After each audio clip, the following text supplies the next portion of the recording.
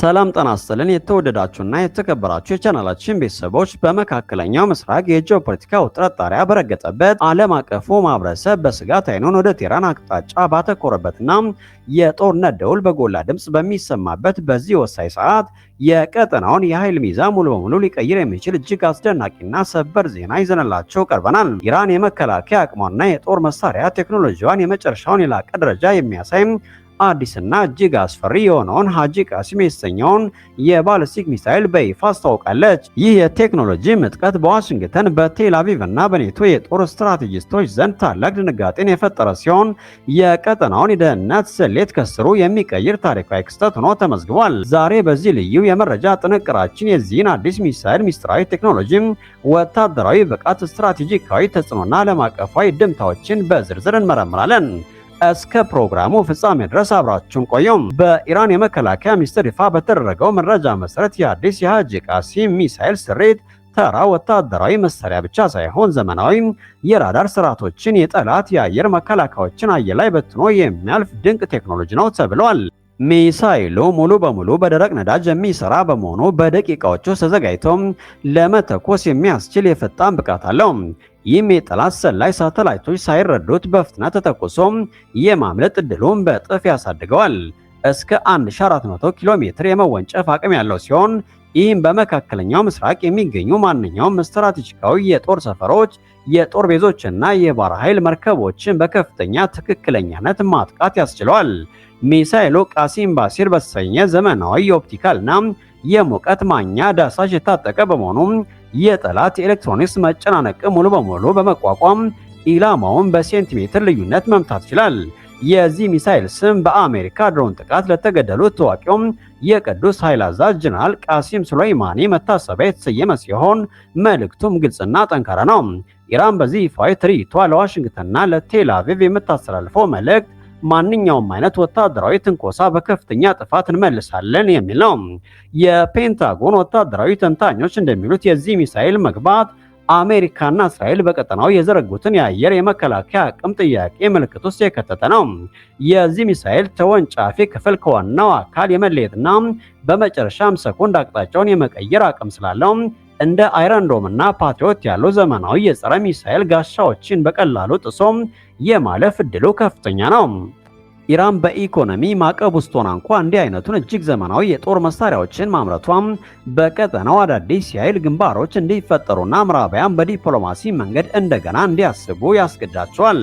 ይህ ወታደራዊ ኩነት በቀጠናው የነዳጅ ማጓጓዣ መስመሮችና በሆርሙዝ ወሽመጥ ላይ ከፍተኛ የኢኮኖሚና የደህንነት ስጋት ደቅኗል።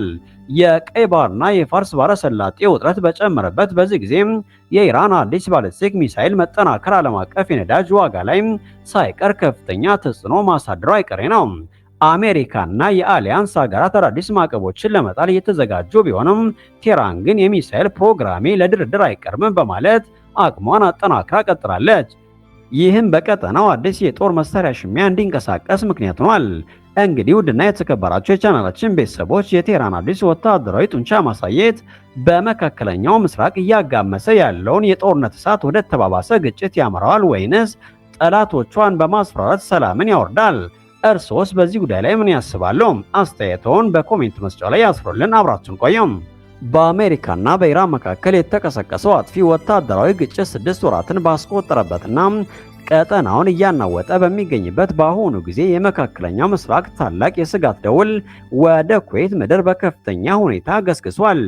እንደ አውሮፓውያን አቆጣጠር በ1991 በሳዳም ሁሴን የተቃጣው ወረራን ተከትለው የአሜሪካ ጦር በኩዌት መመሸጉ እንደ ዋና የደህንነት የሉዓላዊነትና የህልውና ዋስትና አድርጋ ስትመለከት የነበረችው እቺ የበለጸገች የፋርስ ባህረ ሰላጤ ሀገር ዛሬ ግን የዋሽንግተን ወታደራዊ ምሽጎች ለህልውናዋ ትልቅ ስጋት ወደ መሆን ተቀይረዋል። እንደ አሊ ሳሌም አየር መንገድና ካምፕ አፍሪጃን ያሉ በርካታ ስትራቴጂካዊ የአሜሪካ የጦር ሰፈሮች በኩዌት ግዛት ውስጥ መገኘታቸው ሀገሪቷን የቴህራን የባሊስቲክ ሚሳይሎች፣ የካሚዛኪ ድሮኖችና የከባድ መሳሪያዎች ቀጥተኛ ኢላማ እንድትሆን አድርጓታል። የኩዌት የአየር መከላከያ ሰራዊት የቀጠናውን የአየር ክልል ጥሶ የሚገባውን የሚሳኤልና የድሮን ውሽንፍር ለማክሸፍ ዘወትር በተጠንቀቅ ላይ ቢገኝም በአሜሪካ የጦር ጣቢያዎችና ስትራቴጂካዊ መሰረተ ልማቶች አካባቢ የሚፈጸሙ ተደጋጋሚ ጥቃቶች የአገሪቱን ሰላምና ደህንነት ሙሉ በሙሉ ከመሰረቱ አውከውታል። ሁኔታውን ወደ ከፋ አደጋ የለወጠውና የዓለምን ትኩረት በከፍተኛ ሁኔታ የሳበው አዲሱ ስጋት ደግሞ የኢራን ወታደራዊ እቅድ ከአየርና ሚሳኤል ጥቃቶች አልፎ በቀጥታ የኩዌትን ድንበር አቋርጦ የሚገባ የከባድ እግረኛ ጦር ወራን ሊጨምር ይችላል የሚል አነጋጋሪ ዘገባ መውጣቱ ነው። እንደ ባህሬን ወይም ኳታር ባሉ በባህር ተከበው ከሚገኙ ሀገራት በተለየ መልኩ ኩዌት በደቡባዊ ኢራቅ በኩል በቀጥታ በመሬት የሚገናኝ ስትራቴጂካዊ መልክዓ ምድር ያላት በመሆኑ የቴህራን ኃይሎች ወይም ተኪ ታጣቂዎች በቀላሉ የምድር ጦርነት ወደ ሀገሪቱ ማስገባት ይችላሉ የሚል ስጋት ከፍተኛ ድንጋጤን ፈጥሯል። ይህ አደገኛ የምድር ወረራ ዝግጅት የኩዌት መንግስትን በሁለት እሳት መካከል ከቶታል። በአንድ በኩል ታሪካዊ አጋሯ ከሆነችው ዋሽንግተን ጋር ያለውን ወታደራዊ ስምምነት ማስጠበቅ ሲኖርባት፣ በሌላ በኩል ደግሞ ሀገሪቱ የሁለቱ ሀያላን ሀገራት የጦር አውደ ግንባር ሰለባ እንዳትሆን ከቴህራን ጋር በስሱ የተወጠረውን ዲፕሎማሲያዊ መስመር ለመጠበቅ ትታገላለች። የአሜሪካና የኢራን ፍጥጫ እየተካረረ በሄደ ቁጥር ኩዌት የመካከለኛው ምስራቅ አዲሷ የጦር እመቤት ከመሆን ልታመልጥ የምትችልበት እድል ከቀን ወደ ቀን እየጠበበ መጥቷል። እንግዲህ ውድና የተከበራችሁ የቻናላችን ተከታታዮች ዛሬው አጣዳፊና አሳሳቢ ሰበር ዘገባችን እንደሚያመላክተው የፋርስ ባህረ ሰላጤዋ ኩዌት በታሪኳ አይተው የማታውቁ እጅግ አስፈሪ የደህንነትና የህልውና ፈተና ተደቅኖባት ይገኛል። በአንድ ወቅት የሉዓላዊነቷና የሰላሟ መደገፊያ ተደርገው ይወሰዱ የነበሩ የአሜሪካ የጦር ሰፈሮች ዛሬ ግን ሀገሪቱን የቴህራን አጥፊ ባለስቲክ ሚሳኤሎች፣ የካሚዛኪ ድሮኖችና ሊከሰት የሚችል የምድር ወረራም የቀጥታ ሰለባና ኢላማ አድርገዋታል። ኩዌት በዋሽንግተን ታሪካዊ የጦር አጋርነትና በቴህራን አደገኛ ወታደራዊ ጡንቻ መካከል ተፋጣም በሁለት እሳት ውስጥ በምትቀቀልበት በዚህ ጊዜ የቀጠናው የኃይል ሚዛን ሙሉ በሙሉ ከመሰረቱ መናጋቱ አጠራጣሪ አይደለም። እርሶስ በዚህ ታሪካዊና ወሳኝ የጂኦፖለቲካ ውጥረት ላይ ምን አስተያየት አለዎት?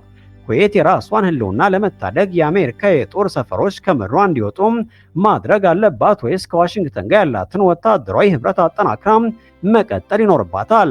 የቴህራንስ የምድር ወረራ ዝግጅት ስጋት የመካከለኛው ምስራቅን የጦርነት እሳት ወዴት ያመራዋል ብለው ያስባሉ?